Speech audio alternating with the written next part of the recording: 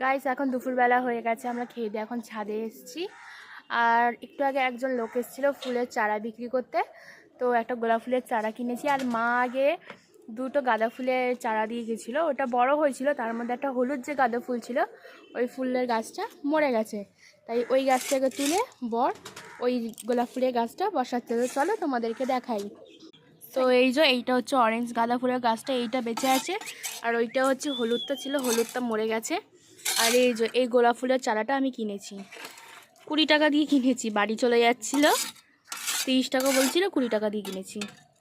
আর এখানে লাউ গাছ আর উচ্ছে গাছ হয়েছে। আর এই দেখো আমাদের লেবু গাছে কত লেবু, আরও লেবু ছিল, সেগুলো সব আমাদের খাওয়া হয়ে গেছে, এখন সব ফুল এসছে ভরে।